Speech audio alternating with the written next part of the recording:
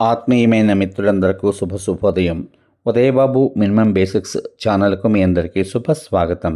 ఈరోజు మనం విద్యాధనం యొక్క ప్రాశస్యాన్ని తెలిపేటువంటి మరొక చిన్న పద్యం, దాని యొక్క భావం, అనంతరం ఆ పద్యం గురించి కొద్ది వివరణ తెలుసుకుందాం.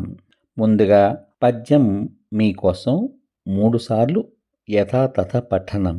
ఆచార్యాత్పాదమాదత్తే పాదం శిష్యః స్వమేధయా పాదం సబ్రహ్మచారిభ్యః పాదం కాలక్రమేణ చ.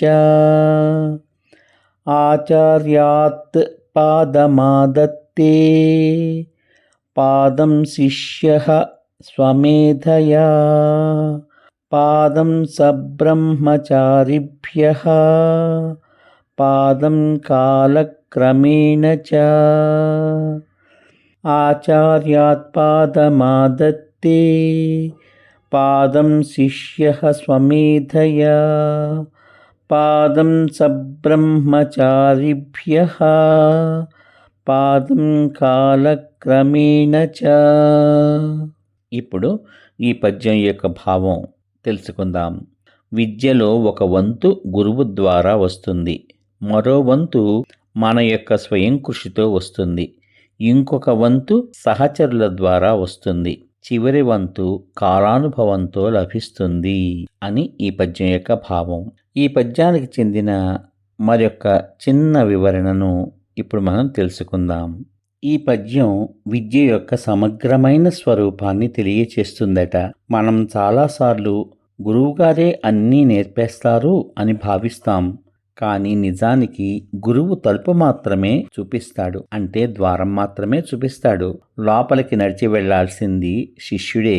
స్వయం కృషి లేకుండా విద్య అసంపూర్ణం, అంటే పూర్తి కాని విద్య అయిపోతుంది. అలాగే సహచరులతో మనం నేర్చుకున్నటువంటి విషయాన్ని గురించి చర్చలు, అనుభవాలు, జీవితంలో మనకెదురయ్యే సంఘటనలు కూడా గొప్ప గురువులే.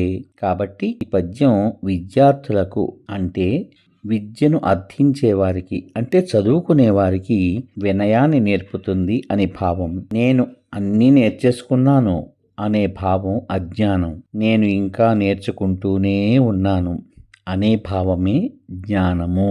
కార్యక్రమం ముగించబోయే ముందుగా ఈ పద్యము, దాని యొక్క భావం మరొక్కసారి మీకోసం. ఆచార్యాత్ పాదమాదత్తే పాదం శిష్యః స్వమేధయా పాదం సబ్రహ్మచారిభ్యః పాదం కాలక్రమేణ చ. ఇప్పుడు ఈ పద్యం యొక్క భావం యథాతథంగా మీకోసం. విద్యలో ఒక వంతువు గురువు ద్వారా వస్తుంది, మరొక వంతువు స్వయం కృషితో వస్తుంది, ఇంకొక వంతువు సహచరుల ద్వారా వస్తుంది, చివరి వంతు కాలానుభవంతో వస్తుంది. అంటే విద్య అంటే కేవలం పుస్తకాలు చదవడం కాదు. గురువు, స్నేహితులు, మన అనుభవం, మనం స్వయంగా ఆలోచించుకోవడం, ఇవన్నీ కలిస్తేనే సంపూర్ణ జ్ఞానం ఏర్పడుతుంది అని అర్థం. వివరం తెలిసింది కదా. ఇప్పుడు ఈ పద్యాన్ని భవిష్యత్తులో మీరు వాడుకోవడానికి వీలుగా చక్కగా చదివి ఆకలింప చేసుకుని, నరనరాన జీర్ణింప చేసుకుని, రాబోయే తరాల వారికి అందించే ప్రయత్నం చేస్తారని ఆశిస్తూ, ఈ వీడియో కనుక మీకు నచ్చినట్లయితే మీ బంధువులకు, మిత్రులకు అందరికీ షేర్ చేయండి. మళ్ళీ రేపటి భాగంలో విద్యాధనము యొక్క గొప్పతనాన్ని తెలిపే మరొక పద్యం, దాని యొక్క భావంతో మీ ముందుకు వస్తాను. అంతవరకు సర్వే జనా సుఖినో భవంతు. శుభమస్తు. స్వస్తి.